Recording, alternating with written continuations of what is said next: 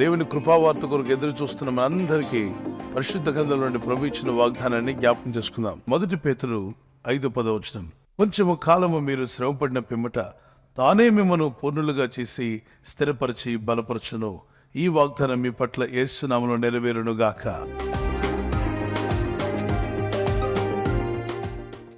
ఆయన మిమ్మల్ని ఏం చేస్తున్నాడు? కొంచెం కాలము శ్రమపడిన తర్వాత తానే మిమ్మల్ని పూర్ణులుగా చేసి స్థిరపరిచి బలపరుస్తాడు. రోజులు ఒకే విధంగా ఉండకపోవచ్చు. ఒకరోజు బాగుంటే ఒకరోజు తుఫాన్ రావచ్చు. ఒకరోజు ప్రశాంతమైన వాతావరణం చాలా బాగుంటుంది. పిల్లలు బయట ఆడుకుంటూ ఉంటారు, ఆకాశ పక్షులు ఎగురుతూ ఉంటాయి, మరి మనుషులందరూ సంతోషంగా పనులు చేసుకుంటుంటారు, రైతులు తమ పనులు చేస్తూ ఉన్నారు. మరుసటి రోజున భయంకరమైన గాలి తుఫాను. అన్ని రోజులు ఒకే విధంగా ఉండవు కనుక మనం అన్నిటికీ సిద్ధపడి ఉండాలి. దేనికంటే ఎటువంటి పరిస్థితి వచ్చినా, ఎలాంటి ఛాలెంజ్ వచ్చినా జయించటకు సిద్ధంగా ఉండు. ఆర్థికంగా డబ్బు ఒకే విధంగా ఉండదు. డబ్బులు మారిపోతుంటే ఒకరోజు ఎక్కువ ఉండొచ్చు, ఒకరోజు తక్కువ ఉండొచ్చు, ఒకరోజు జీరోకి రావచ్చు. ఒకరోజు నువ్వు హీరో అవ్వచ్చు, నెక్స్ట్ డే నువ్వు జీరో అయిపోవచ్చు. కానీ భయపడకు, దేవుని మీద ఆధారపడు. ఎందుకు దేవుని మీద ఆధారపడాలి అంటే ఆయన ఎల్లప్పుడూ ఒకే రీతిగా ఉంటాడు. ఆయన చేయి పట్టుకున్న వాళ్ళని దేవుడు స్థిరంగా ఉంచుతాడు. తుఫాను వచ్చినా, ప్రశాంతంగా ఉన్నా, అన్నీ ఉన్నా అన్నీ లేకపోయినా, వ్యాధి రోగాలతో ఉన్నా ఆరోగ్యంతో ఉన్నా మీరు ఆయన చేయి విడిచిపెట్టకండి. దేవుడు సుఖదుఖములను జతపరిచినాడు. ప్రసంగి 7:14 జతపరిచాడట. భార్యాభర్తలను జతపరిచినట్టు మానవ జీవితంలో సుఖము దుఃఖము అనేవి జతపరచబడ్డాయి.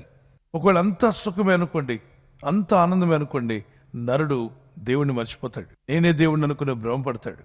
మనిషికి గర్వం ఒక కలుపు మొలిసినట్టు మొలుస్తుంది.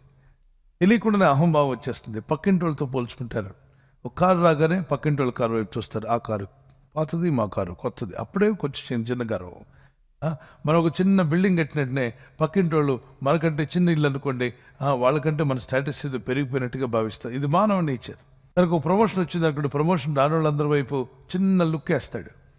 ఏదైనా మేలు కలిగితే తెలుసు తెలియకుండానే మనిషి యొక్క స్వభావంలో అహంభావం వచ్చేస్తుంటుంది. ముందుగా ఆరోగ్యం మెరుగుపడి హాస్పిటల్లో బయటపడ్డారా, అదేదో నా అదృష్టం, నా చేతి రేఖ ఇక్కడేదో రేఖ ఇలా వెళ్ళి ఇటు తిరిగింది కాబట్టి నేను త్వరగా కోలుకున్నాను, మిగిలిన రేఖలన్నీ అటు వెళ్ళిపోయి నా రేఖ బాగా కలిసి వచ్చిందంటావా? దేవుని బిడ్డలారా, చేతి రేఖలు చూసుకుని భ్రమపడే వాళ్ళు బోల్డు మంది. ఒక విషయం అలా అయితే నిక్ అనే వ్యక్తి ఉన్నాడు. అతనికి 2 చేతులు లేవు, 2 కాళ్ళు లేవు. మరి ఏ రేఖ చూసుకుని అతను బతుకుతున్నాడు? చేతి రేఖ చూడడానికి చెయ్యి ఉంటే కదా. చెయ్యి లేనటువంటి ఒక మొండంగా ఉన్నాడు. అతను ఏ రేఖ చూశాడు? చనిపోవాలనుకున్నాడు. అసలు నీకు చనిపోవాలనుకుంటూ వెళ్తుండగా వాళ్ళ అమ్మ చెప్పింది, నాన్న ఇలా ఉంటూ కూడా నువ్వు దేవుడు నిన్ను వాడుకుంటాడు. ఎలా వాడుకుంటాడమ్మా అంటే, నీ జీవితాన్ని ఆయన చేతుల్లో పెట్టుకో. నాకు చేతులు లేవని ఏడుస్తావే, నాకు కాళ్ళు లేవని ఏడుస్తావే, ఈ సృష్టికర్తకు అన్నీ ఉన్నాయి. ఆయన చేతుల్లో నువ్వు ఉన్నావు అనుకో, ఆయన మహిమ కొరకు నిన్ను వాడుకుంటాడు. నా మాట నమ్ము అని యోహాను సువార్త ఇచ్చిందట. యోహాను సువార్తలో 9వ అధ్యాయంలో ఒకతను పుట్టుకుతున్న గుడ్డివాడిగా పుట్టాడు.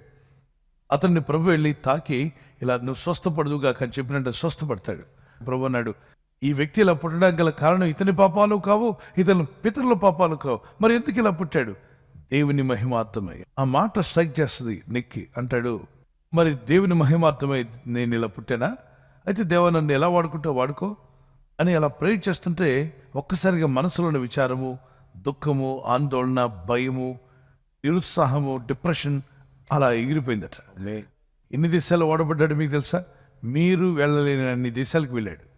వీళ్ళన్ని దేశాల్లో అతను చెప్పిన మాటలు వినడానికి university, college, school students, college students అందరూ వచ్చి ఏడ్చి కన్నీళ్లతో, నాకు కాళ్ళున్నాయి, చేతులున్నాయి, అయినా కూడా నేను ఎందుకు చనిపోవాలనుకున్నాను, ఇతను కాళ్ళు చేతులు లేని వాడిని దేవుడు వాడుకుంటే నన్ను ఎందుకు వాడుకోలేడు అనే నిరీక్షణ అందరిలో పోశాడు. అతను చెప్పిన మాటలు అనేకులకు నిరీక్షణ కలిగించాయి. అతను బ్రతికి అనేకులను బ్రతికించాడు. అతను జీవిస్తూ అనేకులు జీవింపజేయడానికి దేవుడు అతనికి శక్తినిచ్చాడు. మన ఇండియా కూడా వచ్చాడు, వీధుల్లో కూడా తిరిగాడు. మరి నడవలేడు, కానీ ఎక్కడ నిలబడితే అక్కడ ప్రసంగం చేస్తాడు. యేసయ్యను గణపరుస్తాడు, ప్రభు గురించి మాట్లాడతాడు, నోటితోనే రాస్తాడు. తన వంట పనులు కావచ్చు, తను చేసే ప్రతి పని కూడా అధికారుల మధ్యలో నిలబెట్టుకున్నాడు దేవుడు. దేశాధిపతులు నిలబడ్డారు అతని ముందు. ప్రభు నిన్ను దీవించగలడు అని నమ్మితే గట్టిగా దేవుని స్తోత్రం చేయగలరా? Praise the Lord. ఒక కీర్తన పాడుకుందాం. నీ కృప ఆకాశము కంటే ఎత్తైనది, నీ ప్రేమ సాగరము కంటే లోతైనది. నీ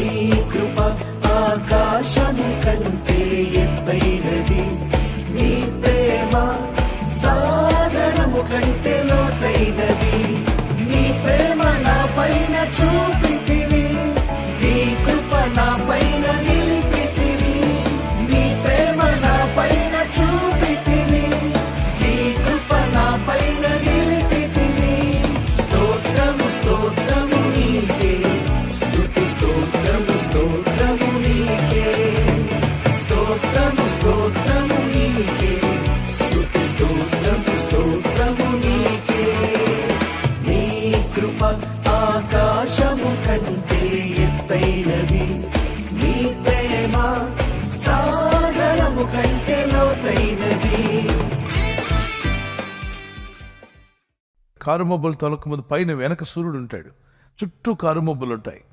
ఈ కారుమబ్బు ఒక్కసారి విడిపోయింది అనుకోండి, ఏం ప్రకాశిస్తుంది? సూర్యుడు ప్రకాశిస్తాడు, వెలుగు ప్రకాశం. అలాగే ప్రస్తుతానికి రోగం అనే కారుమబ్బు నిన్ను కమ్మేసిందేమో, ఆర్థిక ఇబ్బందులనే కారుమబ్బులు నిన్ను కమ్మేసాయేమో, పరిస్థితులు బాలేదు, ఇబ్బందులు, రకరకాల కార్యక్రమాలు ఈ భూమి మీద జరుగుతుంటాయి. నీ చుట్టూ నీ సమస్య అనే కారుమబ్బు నీ చుట్టూ కప్పేసింది. ఆ కారుమబ్బులో నేను భయపడకు, దాని వెనక నీతి సూడని యేసు ఉన్నాడు, నీ మీదే ప్రకాశిస్తున్నాడు. ప్రార్థన చేసుకుందాం. ప్రభా, నీ చేయి పట్టుకుని నడిచే కృప నాక్యమన్న వారు మీ చేతిని పైకెత్తగలరా? అయితే ఖచ్చితంగా దేవుడు మిమ్మల్ని విడవకుండా నడిపించి మీ కన్నీళ్లు తుడిచివేసి గొప్ప ఆశ్చర్యకార్యాలు మీ పట్ల యేసు నామములో జరిగించునుగాక. Close our eyes and pray. Father, you are the same yesterday, today and for ever. అవును ప్రభా, నీ నామములో ప్రార్థిస్తుండగా నీ ప్రజలను దర్శించండి. ఈ వాగ్దానం పట్టుకుని ప్రార్థించడానికి సహాయం దయచేయండి. నీ కనికరం చొప్పునైనా నా దేవుడు మార్పు లేనివాడు, ఆయన నిన్న నేడు నిరంతరం ఏకరీతిగా ఉన్నాడని నీ వాగ్దానం పట్టుకుని మొరపెట్టి కృపను నీ ప్రజలకు దయచేయండి. బలపరచుము, దీవించుము, ఆశీర్వదించుము. రాబోయే దినాల్లో ప్రభా మరింతగా నీలో వర్ధిల్లులాగున నీ ప్రజలకు సహాయం దయచేయండి. ఈ లోకం ఇవ్వలేనటువంటి శాంతితో మా హృదయాలు నింపండి. ఈ రోజు నీ ప్రజలు చేస్తున్న ప్రయత్నాలు ఫలింపచేయండి. ఈ రోజు ప్రయత్నించబోతున్న శంకుస్థాపన అయిన, గృహప్రవేశమైన, ఒక బిజినెస్ ప్రారంభిస్తున్నా, ఉద్యోగ ప్రారంభానికి వెళ్తున్నా, ఒక మంచి కార్యక్రమాన్ని ప్రారంభిస్తుండగా, నేను వారి బిడ్డల వివాహం కొరకు ప్రయత్నాలు చేస్తుండగా, వారు చేస్తున్న ప్రయత్నాలు ఫలించలాగున మీ దూతలకు ఆజ్ఞాపించండి. ఈ ప్రజలు రాకపోకల్లో నీ కాపుదల దయచేయమని ఆయన, ఎలాంటి ప్రమాదాలు జరగకుండా కాపాడే దూతలన్నీ ప్రజలకు తోడుగా పంపండి. నీ రాకడికి మమ్మల్ని అందరినీ సిద్ధపరిచి వహింపొద్దామని యేసుక్రీస్తు పరిశుద్ధ నామములో అడిగి వేడుకొంటున్నాం మా పరలోకపు తండ్రి, ఆమేన్.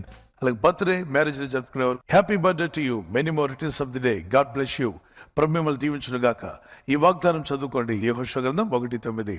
నీవు నడుచు మార్గం అంతట్లో నీ దేవుడైన యెహోవా నీకు తోడుగా ఉండను. దేవుడు ఈరోజు ఈ వాగ్దానంతో మిమ్మల్ని దీవించి మీ కుటుంబాన్ని ఆస్వాదించి బలపరచును గాక. మీ కొరకు ప్రార్థన చేస్తున్నాం. అలాగే పెళ్లి రోజు జరుపుకునే వారికి happy anniversary day, many more returns of the day. God bless you. Deuteronomy chapter 16:15. నీ దేవుడైన యెహోవా నీ రాబడి అంతట్లోనూ నీ చేతి పనులన్నింటిలోనూ నిన్ను ఆశీర్వదించును. ఈ వాగ్దానంతో మిమ్మల్ని దేవుడు దీవించి ఆశీర్వదించాలి మా ప్రార్థన. భార్య భర్తకు లోబడాలి, అది దేవుని ఆజ్ఞ. భర్త భార్యను ప్రేమించాలి, అది దేవుని ఆజ్ఞ. ఈ విధంగా ఉండడం వల్ల మీ కుటుంబం కట్టబడుతుంది. దేవుని కృపలో మీరు వర్ధిల్లి ఎన్నో యానివర్సరీలు జరుపుకునే కృప దంపతులను మీకు దేవుడు అనుగ్రహించి ఆదర్శ దంపతులుగా దేవుడు చేయనుగాక.